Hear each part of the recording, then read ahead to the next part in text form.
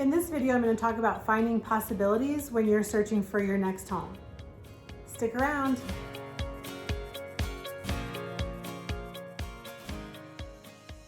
So the first obvious one is the internet. And this has been a game changer. It used to be that we had to drive around looking for yard signs in order to find a home for sale. Now you can find almost anything online. You can certainly Google the homeowner, and you can also go out and talk to neighbors if you'd like to. But I would highly recommend that you get with your agent to interpret that information and sift through and see what's actually important. Your agent is there to negotiate and protect you through the process. Next, I want to talk about online inaccuracies. I would be cautious when looking at online listings. There are some websites out there that their entire goal is to generate leads and then sell them to real estate agents. Unfortunately, that makes the information on their websites not as accurate as you would like it to be. They may be listings that have already gone under contract. They may even be listings that have completely sold, and now they're showing them to you as an active listing. That's also why it's good to work with an agent and contact them when you find something online. They can verify if that property is actually available or if it's already been sold or has gone under contract. Agents are trained on how to approach the opportunity and also protect your interests as well. Next, I want to talk about open houses. I highly recommend attending open houses. It will give you a very good idea of what homes look like in the area and where the open house is located. What I would caution you is that most agents that are holding homes open are trying to get buyers to work with. They're looking to get leads. So if you're working with an agent, I would definitely make that clear to the person at the open house and maybe even list your agent's name and phone number on the sign-in sheet. Next, I want to talk about for sale by owner, also known as FSBO. Maybe you've heard that term. These are homeowners that are selling their home on their own. They generally are trying to save the commission by doing it themselves.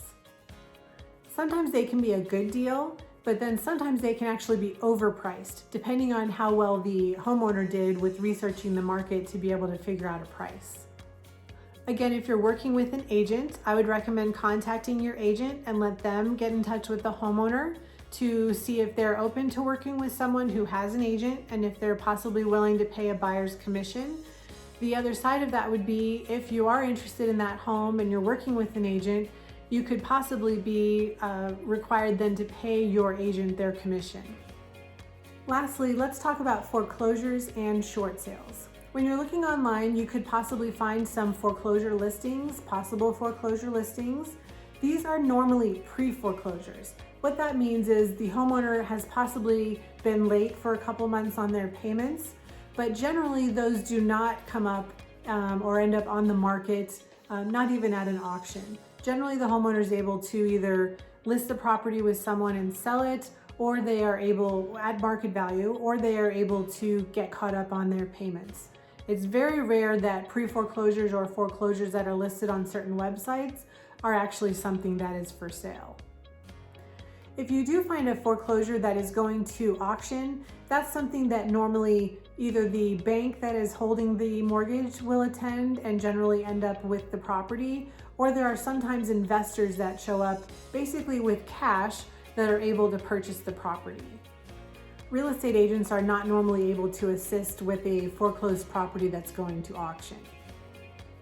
The other side of that is normally you're not able to inspect the property, so you're basically buying it as is.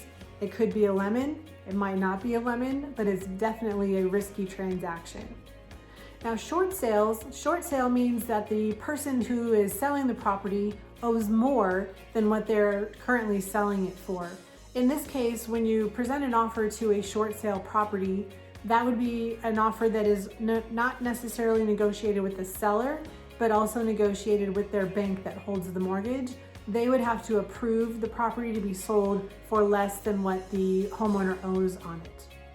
In the Colorado market right now in 2020, those are rare. Not many people are over mortgaged at the moment, so that is something that we're not seeing very often.